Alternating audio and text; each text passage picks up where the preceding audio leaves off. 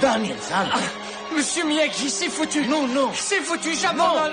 J'en peux plus, j'ai la trouille, moi j'arrête, rentrons à la maison. Pas abandonner. Tu as droit à perdre un combat, mais pas perdre par peur. Il me fait peur. Aïe. Ce mec me fait trop peur, vous Avoir comprenez, peur moi je peux normal. rien faire. Tu dois rester concentré. Daniel-san, ton vrai karaté, encore dedans toi. Alors toi le faire sortir. Daniel, debout! Un maître en arts martiaux a donné une véritable leçon de vie à un petit. Une leçon de vie qui te laissera sans voix. Et si tu comprends ça, tu deviendras plus fort mentalement. Alors, regarde ça. Regarde-moi, tu peux toujours voir ça, ok? Fais face à ton anxiété. Non. Détends-toi. Il ne s'est encore rien passé. Si tu réagis en te disant « qu'est-ce qui pourrait se passer ?» tu auras des gros ennuis. Il faut attendre un certain temps avant de prendre cette décision. Si tu bouges trop tôt, bouge maintenant. Bouge comme tu l'as fait. Je vais m'arrêter et te frapper dans la tête. Bouge quand tu penses que tu devrais bouger sur cette arme. Tu as compris ? D'accord, avançons un peu. Relève-toi, vite! Et voilà! Relève-toi! Grosse différence. Ce n'est pas ça le problème. C'est moi le problème. Concentre-toi sur le problème et non sur la distraction. Très belle leçon de vie. Tu sais c'est quoi notre problème? C'est qu'au fond de nous, on a tous ce petit enfant. Ce petit enfant qui a peur. Ce petit enfant qui stresse. Qui stresse face à l'épreuve. Qui stresse face aux problèmes. Et le problème du stress, c'est que ça réduit notre concentration. On n'est plus concentré sur le vrai problème. On est concentré sur les distractions. Or, si on stresse, c'est pour une raison assez simple. C'est parce qu'on se dit que le problème est plus fort que nous. C'est parce qu'on croit que l'épreuve, ce problème-là, n'a pas de solution. Et c'est là qu'elle est l'erreur.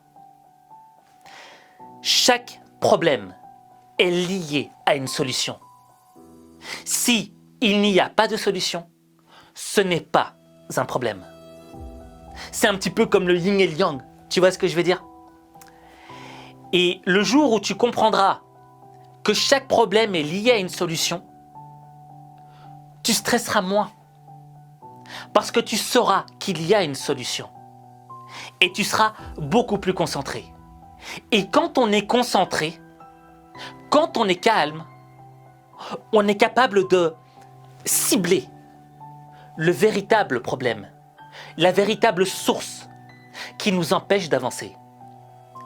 Et là, je vais te présenter une vidéo de Mike Tyson qui va t'expliquer, dans le fond, comment est-ce qu'il a fait pour devenir champion du monde. Et c'est en lien direct avec ce qu'on vient de voir. Let's stand for a second. We'll see. I think a verbal explanation would be just as good as the other kind. But yeah, okay. So just Okay, so you're what, 5'7", right? 5'7". I'm 6'2". It's the cameras. But you have to bend your legs. Yeah, Come on, five. bend your legs, bend your legs. Bend my legs. Yeah. Okay. And I'm a much taller guy. Right, At the now. hips, I'm more adjusted to throwing my punch like this. Like this. Ah, And then I have right. to. If you're calm and So you have relaxed to enough, adjust. if you're calm and relaxed enough, you can watch and you can see everything, and you can watch every twitch of his muscles. But you have to have the confidence and the relaxation. Where do you direct your vision? Do you look the guy in the eye? Yeah, Do but you look try to only keep right the here. whole Look only right form? here, because his face can't hit me. So I only watch right here. I watch his face. Right. Tu vois, Mike Tyson, quand tu le regardes, tu dis non, mais ce mec est devenu champion du monde parce qu'il avait une force incroyable, parce qu'il était super, il mettait des pêches, des trucs. Ok, c'est vrai, il était super fort. Mais il avait le mindset. Lorsqu'il montait sur le ring, il arrêtait de stresser et il se concentrait.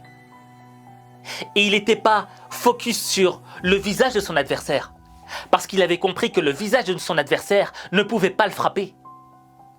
Il se concentrait sur les sources du problème, sur de là où allait venir le coup de poing, ce qui lui permettait d'anticiper les pêches de son adversaire. Et c'est là la véritable leçon de vie. Alors là, je vais t'expliquer comment faire pour moins stresser. Je vais te donner la technique que moi j'utilise.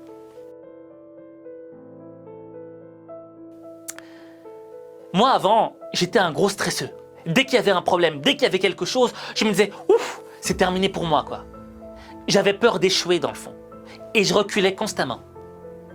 Aujourd'hui, parce que je sais qu'à chaque problème est lié à une solution, je vais de l'avant. Je vais à l'affrontement. Et j'utilise une technique spéciale. On dirait que je parle comme dans un manga, tu vois, Dragon Ball Z, technique spéciale. Mais c'est vrai, ça marche.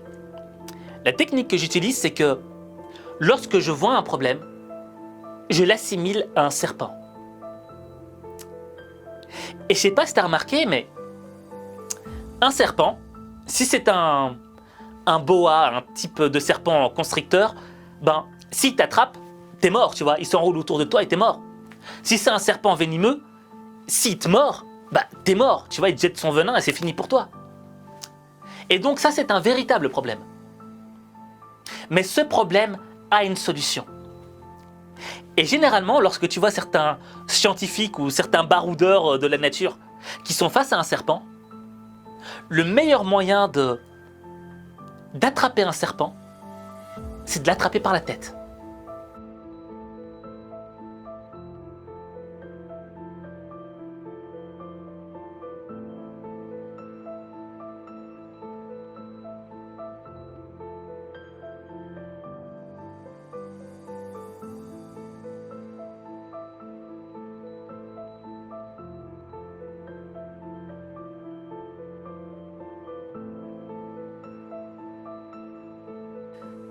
Et une fois que tu as attrapé ce serpent par la tête, il peut plus rien te faire.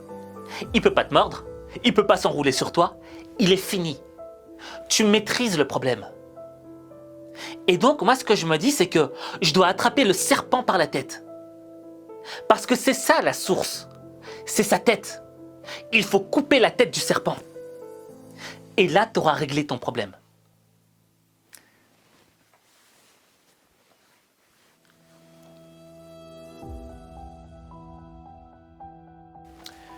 Bon, les amis, si vous voyez un serpent, ne lui coupez pas la tête nécessairement, sinon on va se mettre à dos toutes les associations de défense des animaux. Mais dans le fond, je trouve que c'est une bonne technique, tu vois. C'est de voir chaque problème comme un serpent, comme quelque chose qui veut t'attaquer.